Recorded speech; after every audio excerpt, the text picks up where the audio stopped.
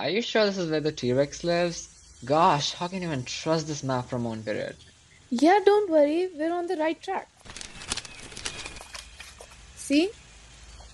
Okay, if you say so. This stupid compass doesn't even work. Trouble, trouble everywhere, trouble. Anyway, so should we start a podcast now?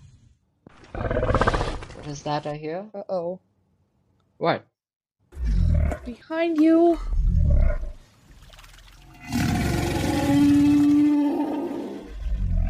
Run! Go, go, go! Oh my god, I know we were waiting for it to appear, but not this way. Shoot, where the heck is our wormhole? I don't know, just keep running. Oh my god, I'm never coming here again.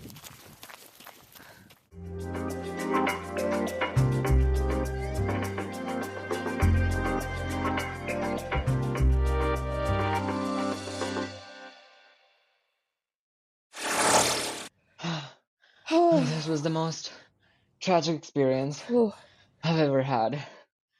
Oh god. hate to say I told you so. Okay. Weren't you dreaming of time travel last episode? Too pumped up to argue with you.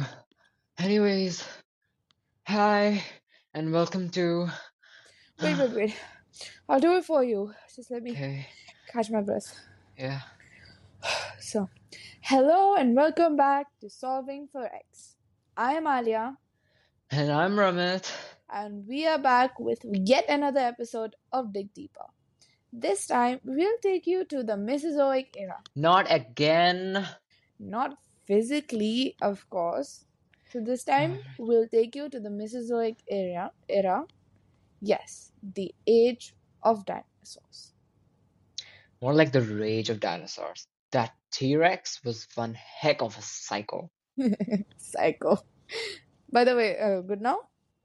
Hopefully, I've never broken into a crazy sprint like this ever before in my entire life. Same. Anyways, moving on. Let's give our listeners a tour of that age, shall we? Can't wait to.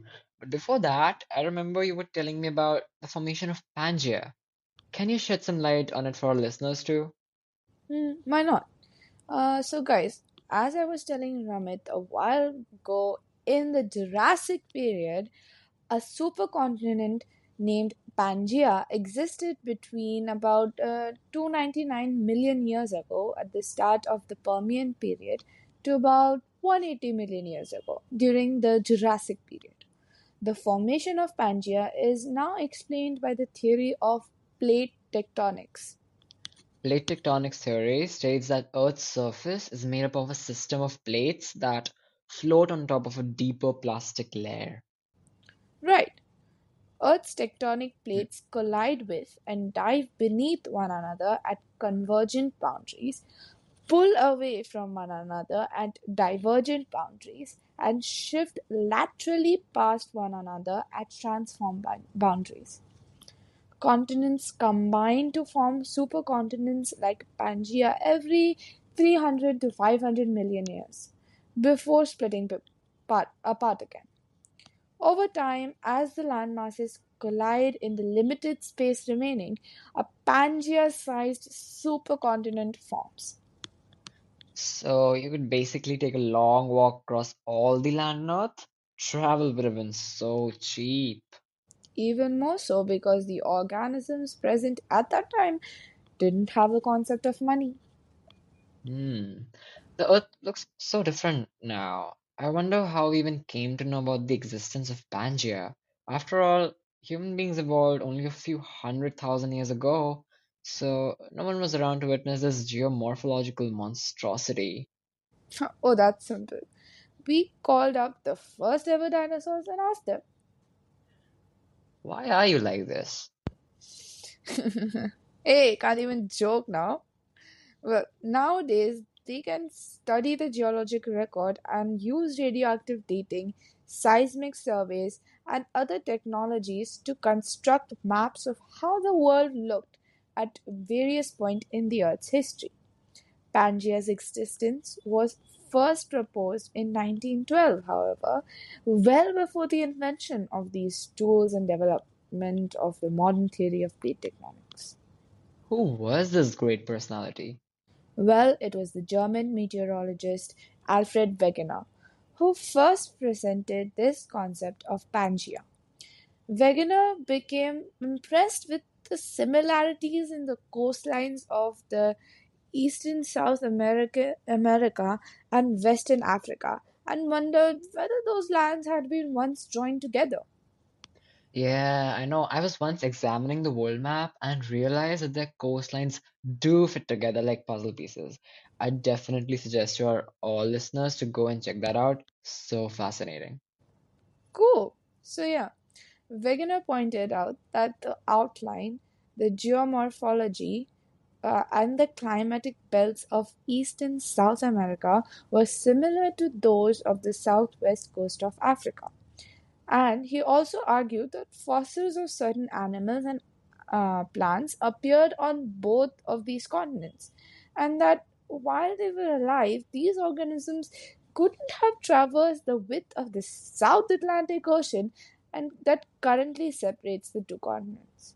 So, logic suggested that South America and Africa had once been a part of the same landmass. Hmm. Wegener concluded that South America and Africa, as well as others, had been connected to one another, possibly through land bridges, some 250 million years ago. He also believed that Pangea had lasted through most of Earth's history. Imagine no continents, no countries, no visa, nothing at all. I know, right? But then no resources too. All you have is what you purely get from nature. Crazy life then. True though. Back to the Mesozoic era, or should I say the beginning of the most insane period of life on planet Earth. Seriously, how it all started? So back then, the Triassic climate was relatively hot and dry, and much of the land was covered with large deserts. Unlike today, there were no polar ice caps, and the dinosaurs arose from small dinosaur morph, so it's like an ancient group of reptiles. So, from small dinosaur morph ancestors in the Triassic period, they faced competition from the crocodile archosaurs for tens of millions of years, but finally prevailed when Pangea began to split. But then around this time, volcanoes erupted along the cracks of the supercontinent, causing global warming and mass extinction. Oh, so were they like already those giants that we know today? Dinosaurs kind of evolved from a group of mostly dog and horse sized creatures into the most enormous beasts that ever existed on land. Got it.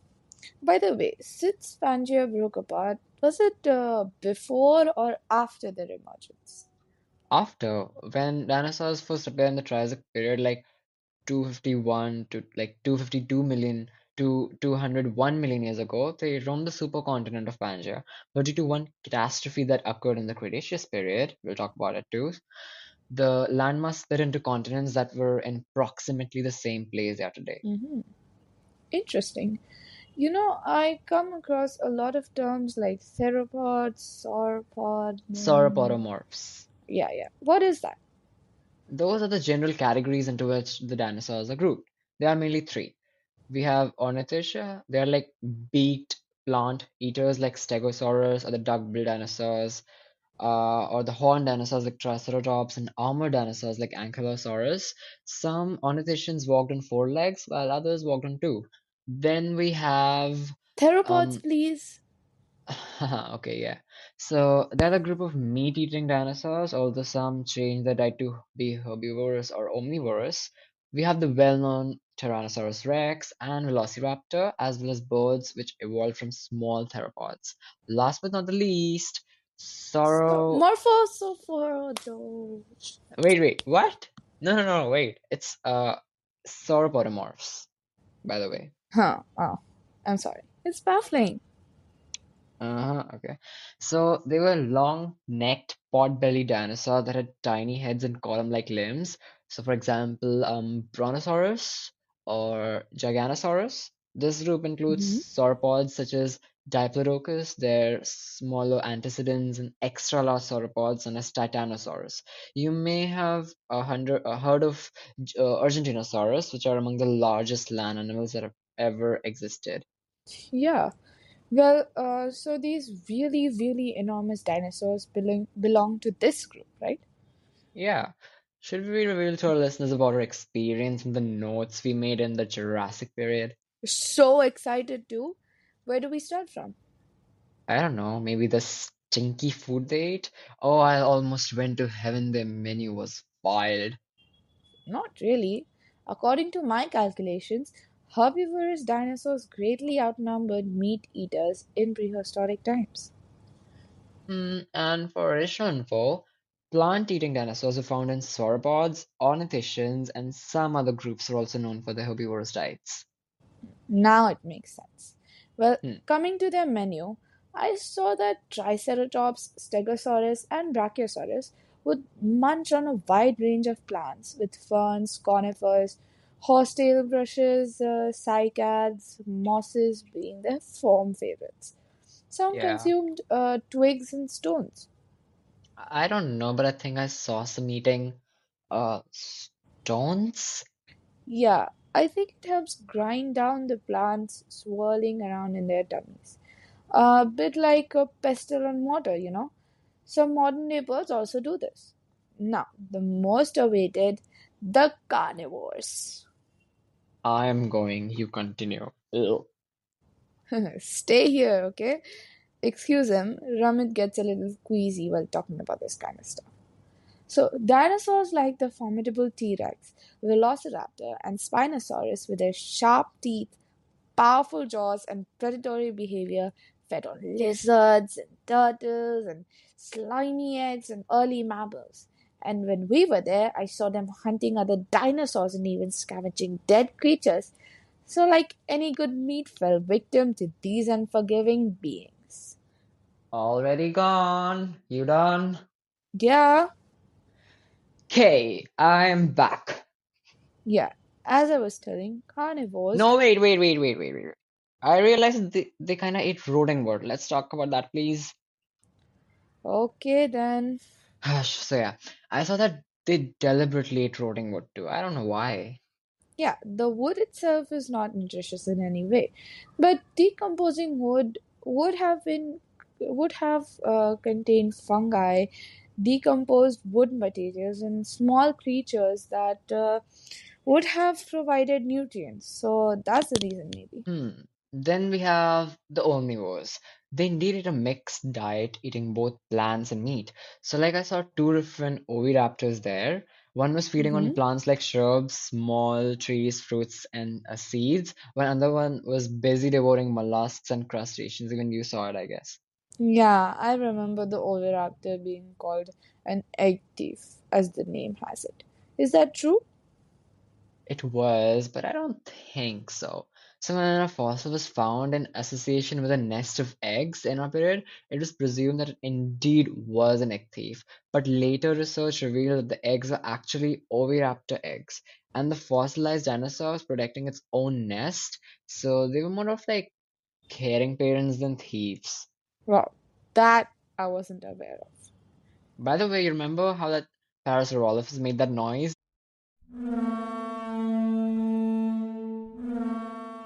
Oh, yeah. Oh my god. Maybe that's where the ships got their horn sounds from. Maybe, but darn, they communicated through such diverse sounds. Yes, and those communications likely included hoots and hollers, cracking sounds, dance and songs, and even symbolic love calls made with showy plumage, as we ourselves saw and heard. So, like, dinosaurs who belong to the Archosaur, so it's a category including birds and reptiles, made closed mouth noises, much like the booms and the hoots that some birds make today. Closed mouth vocalizations are sounds that are emitted through the skin and the neck area while the beak is kept closed. And the modern birds typically push air that drives sound production into an esophageal pouch rather than exhale through the open beak. Hmm. I remember seeing a Triceratops relative having large frills and cheeky horns, suggesting that these decorations help the species communicate and possibly catch the attention of mates. These horns and frills may have also conveyed the dinosaurs' dominance in age to others of their kind. Hmm. Plus, dinosaurs also had an excellent color vision. Recent discoveries of color patterns in dinosaur feathers suggest that colorful feathers might have played a role in signaling. Hmm. That explains why the Triceratops was looking at you weird. Oh shit. And wait, then there was the Diplodocus clashing its tail against the ground like a maniac. That's sane of it, I must say. It's another way of communication. Basically, tips of these tails were flicked by some dinosaurs at supersonic speeds, making bullwhip-like cracking sounds that may have traveled long distances. Oh, and then okie dokie. Then I have studied the huge sauropod dinosaurs had long respiratory tracts in their long necks that quite possibly produced low frequency sounds. Again, for communication, obviously.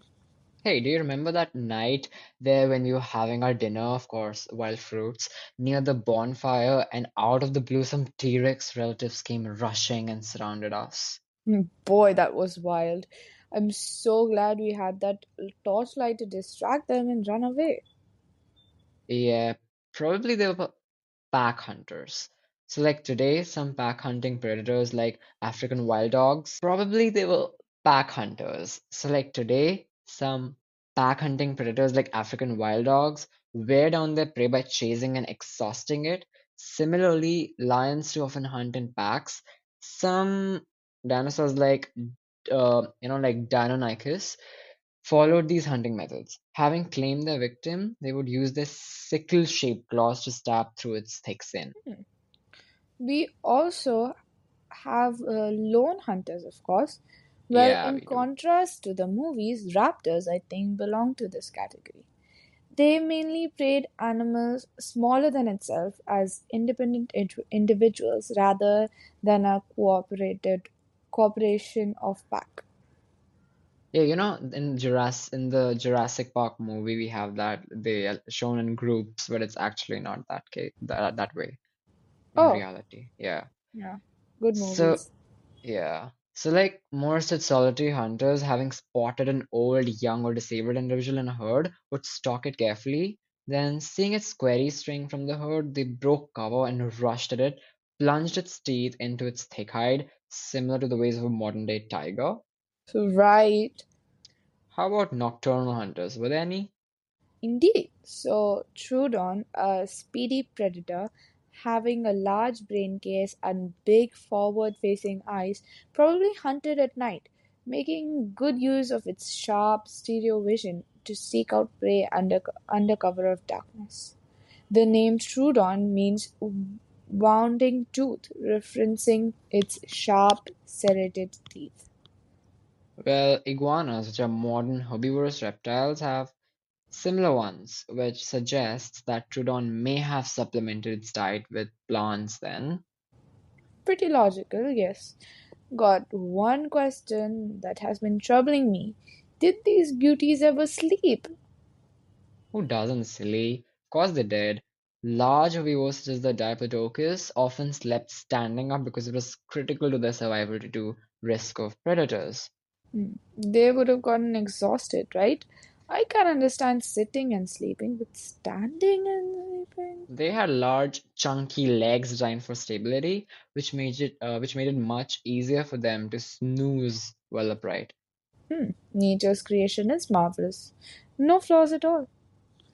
Now, some dinos like King T-Rex slept cozily. Of course, you know why? It wouldn't bother them. So they are believed to have slept on their side, but sometimes they also might have taken a nap upright too. Hmm. What I understood is that some dinosaurs, like the preys, had to be awake and alert while sleeping. Others, the major predators, would have regular periods of deep sleep. Yep. Now, smaller dinosaurs such as the Velociraptor and the Oviraptor would build nests to sleep in, similar to modern birds. Surrounded by twigs, shrubs, and other foliage, it provided them warmth and safety from predators to them and their young ones. How about a sleepover? They did that too, I guess. As I know, some dinosaurs rested in groups, which helps even the modern species to help regulate their body temperature and keep them safe from predators. Some young dinosaurs too snuggle together for a nap. Hmm. Oh, that sounds cozy as well as cute. Cozy enough for them. I like to have my own personal space. It's high time that we shed some light on their life cycle. Oh my god, their eggs are so big and really cool, especially that Hypelosaurus. Yeah, I remember. Fun fact, we are quite fortunate because Alia and I have witnessed one of the largest eggs in the history of dinosaurs. So of course, most dinosaurs reproduce by laying hard-shelled eggs, similar to their closest living relatives, birds and crocodilians. Yeah, most dinosaurs likely laid their eggs in nests and then abandoned them too, but some species, particularly those closely related to birds, did actively brood their nests and provided parental care. At the same time, I don't really think there is any evidence to suggest that any dinosaurs reproduced asexually, that is, without the need for fertilization. Well, the exact manner of their mating rituals remains largely a mystery.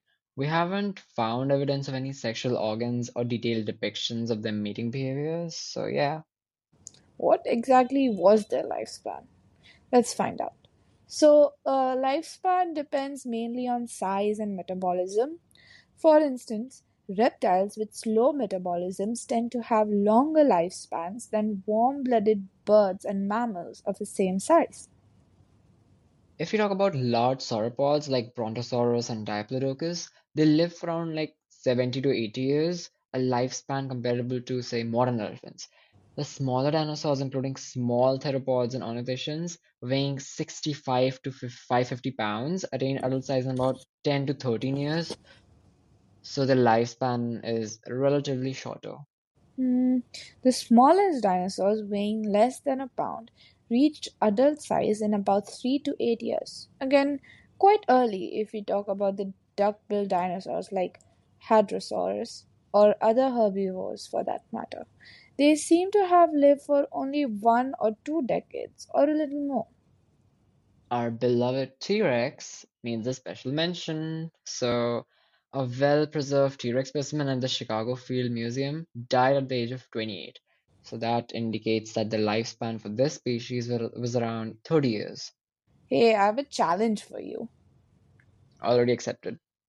Uh, you got to name as many dinos as you can in 10 seconds. I'll set the time. Are you Yeah, ready? always. Okay. Three, two, one, go. Tyrannosaurus rex, Triceratops, Velociraptor, Stegosaurus, Brachiosaurus, Allosaurus, Spinosaurus, Diplodocus, Argentinosaurus, Ankylosaurus, That's Gigantosaurus. time. How You many? Yeah, how you many? did 10 in 10 seconds. Good job. Oh, I know, thanks. Is it time? Oh, I guess. Oh, I'll say it. Rest in peace, the good old dinos. No, I can't. But I'll have to. Please, you gotta. Mm. So, but we all know that a giant asteroid wiped the dinosaurs off the face of the earth. But, like, how did it actually happen? How did the dinosaurs completely vanish from the earth? Was it quick and painless? Unfortunately, no. 66 million years ago, the Earth and the dinosaurs had a very bad day. You see, the dinosaurs didn't go extinct in one big boom. They faced a slow, agonizing death.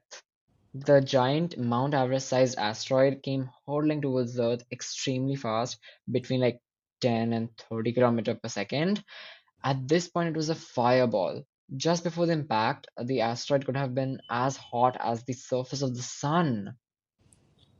As it hit Yucatan Peninsula in present day Mexico, it sent enormous shock waves, killing everything in its path. This sent chunks of the earth up in the air, and soon bits of scorching hot pieces of glass and rock rained back down. And just as you thought that this couldn't have gotten any worse. The impact of the asteroid was so powerful that it sent shockwaves throughout the Earth, and all that energy had to go somewhere. Cue the mega tsunamis. Over 10-meter high wall of water came crashing on the seashores. The coastal regions didn't stand a chance. This reshaped the continents, and still some dinos survived. What? How? So the ones farther away from ground zero weren't immediately obliterated by the impact, but alas, their fate was sealed. The massive amount of debris in the air blocked the sunlight for months. The volcanic eruptions caused an increase in greenhouse gases in the atmosphere. Plants were unable to carry out photosynthesis and died out. Aw, now that would disrupt the food chain. Poor starving dinos. Yeah, even the oceans became too acidic to support marine life. Dinosaurs weren't able to adapt to such sudden climate changes and died out slowly over hundreds of years. Well, there was another cause for this mass extinction. Oh, The same thing that created our beloved Deccan Trap region. A hmm. series of volcanic eruptions in the now western part of India. Volcanoes released enormous amounts of carbon dioxide and methane, leading to global warming and possibly raised global temperatures by 3 to 5 degrees Celsius over tens of thousands of years. Mercury and other toxic elements were released into the air and oceans. This contributed to marine extinctions, ocean acidification, and declining biodiversity. The birds were the only surviving dinosaurs I remember, along with some small mammals, which were early ancestors of primates, and crocodiles, turtles, amphibians, and some fish and insects also survived. Kudos to these creatures for surviving such catastrophic times. Without the extinction of dinosaurs, humans could have never evolved. Such martyrs. And when did we actually recognize that these creatures existed? The first dinosaur fossil documented by a scientist was 350 years ago, in 1677.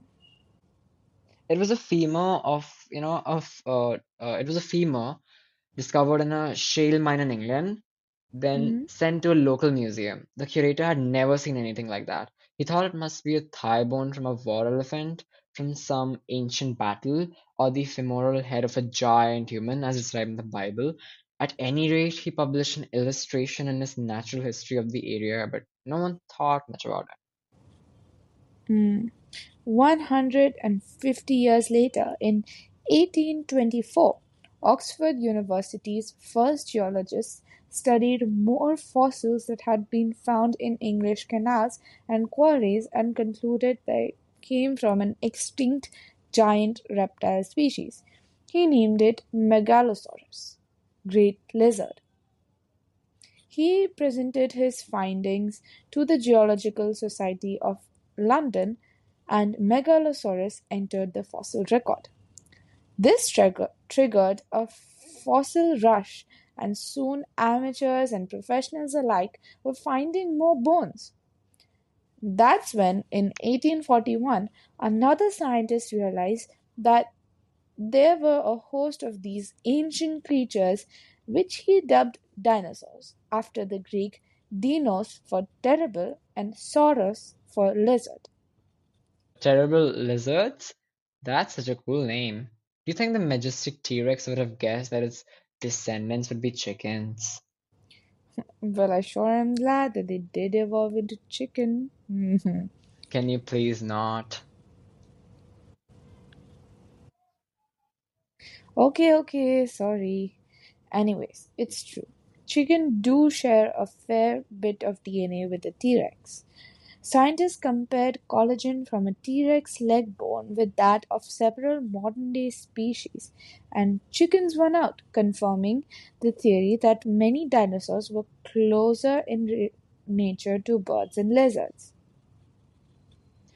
Yes, similarly, ostriches, kiwis, uh, cassowaries, and emus appear in the Cretaceous period, having evolved from a Maniraptorans, a group that includes many feathered and bird-like dinosaurs such as Velociraptor and Archaeopteryx.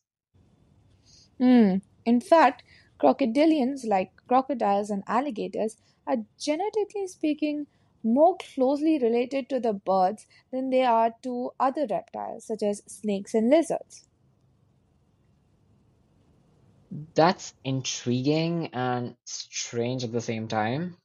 Then we have sea turtles. They appear to be descendants of archosaurs too and evolved alongside dinosaurs in the Cretaceous period around like 110 million years ago. Back when Triceratops roamed the earth, however, sea turtles were much bigger, reaching 4 meters in length. What else? Yeah, sharks are also, in fact, much older than dinosaurs, having evolved into a shape we would recognize today some 450 million years ago. They have survived several mass extinction events, proving them to be a formidable species. Heartfelt felicitations to these sharks. Even lizards don't belong to the archosaur group, meaning that even their evolutionary path is separate from that of dinosaurs. Rather, they evolved alongside them and survived the extinction event that wiped out the dinos. Hmm. Finally, we have the crustaceans, like crabs and lobsters, which also occupied the ocean floor at the same time as dinosaurs dominated the land. They appeared 200 to 150 million years ago and diversified so brilliantly that they too survived the mass extinction events, and their descendants are still to be found today. They did have a bad time, yet some of them survived. Yeah. So it's time Because it's the end. for buried breakthroughs. What do you plan on serving on the platter today?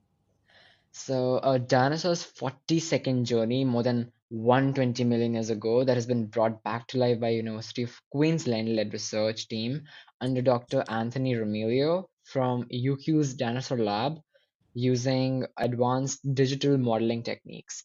For the first time, this dinosaur's movements have been reconstructed step by step, revealing how it walked, changed pace, responded to its environment.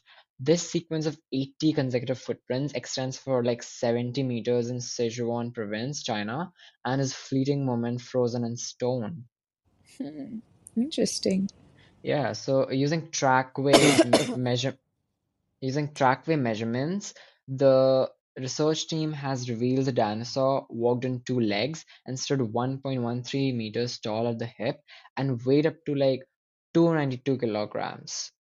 The Wow. footprints show that this dinosaur moved at a steady 5.3 kilometer per hour, which is equivalent to a brisk human walk, and then briefly accelerated into a light trot before returning to its regular pace. Hmm. It evidently seemed to have a purpose. Indeed, you see, even trackways can reveal behavioral information and stories that fossilized bones alone cannot provide. That's all for the day then. Amazing. So we officially conclude with the second episode of Dig Deeper, where we brought Yay! to you everything from emergence to extinction of the most majestic beast that ever resided on our planet Earth, and also gave you a gist of how some dinosaurs may have disguised themselves as modern day creatures. And we were not even aware. But now you are, because we explore and uncover the most wondrous stories and happenings from all over the world, past, present, and future. Thank you to our listeners for tuning in. We cannot wait for you to hear out the upcoming episode, which will be pretty mind boggling, I must say. Next Saturday, only on Spotify and YouTube. I am Ramit, And I'm Alia. signing off.